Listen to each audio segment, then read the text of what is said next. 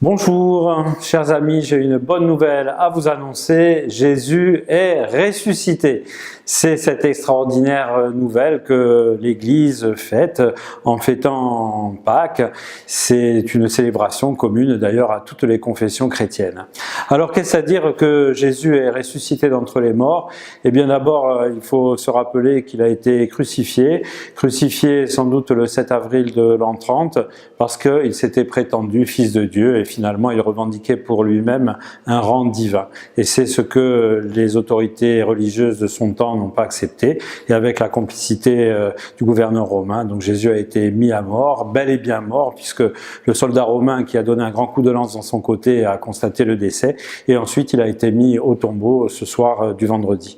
Ensuite c'était le sabbat des Juifs, donc personne n'a bougé, et puis le surlendemain, le dimanche matin, donc le 9 avril de l'an 30 sans doute, eh bien des femmes et des hommes, amis de Jésus, sont allés au tombeau. Et là, ils ont découvert le tombeau ouvert et vide avec néanmoins les linges qui avaient enveloppé le corps et la tête de Jésus qui étaient toujours là à l'intérieur du tombeau.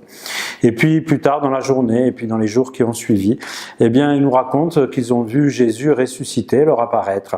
Non pas un fantôme, mais un être humain avec un corps, avec les marques des blessures de la croix dans son corps. Un être humain qui leur a parlé, qui a mangé sous leur regard et qui les a envoyés en mission. Cet être humain apparemment complet avec un corps, par contre n'était plus soumis aux contraintes habituelles de l'espace et du temps. Il apparaît, il disparaît à sa guise.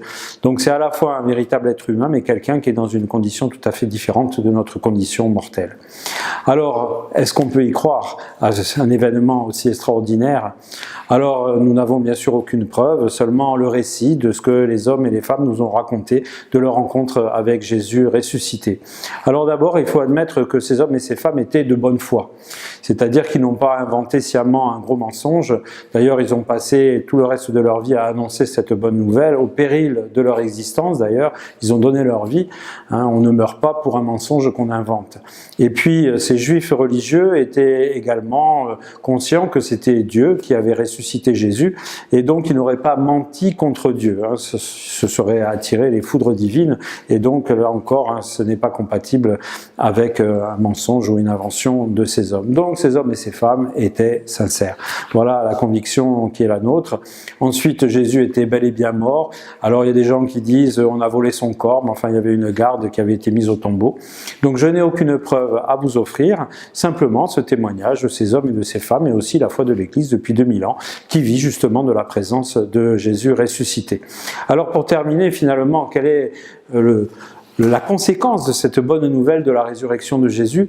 Eh bien d'abord, Jésus est bien celui qu'il prétendait être, c'est-à-dire lui qui se prétend Dieu, ayant la capacité de changer la loi d'Israël. Eh bien, ce Dieu qu'il appelle son propre Père lui a donné raison en le ressuscitant d'entre les morts.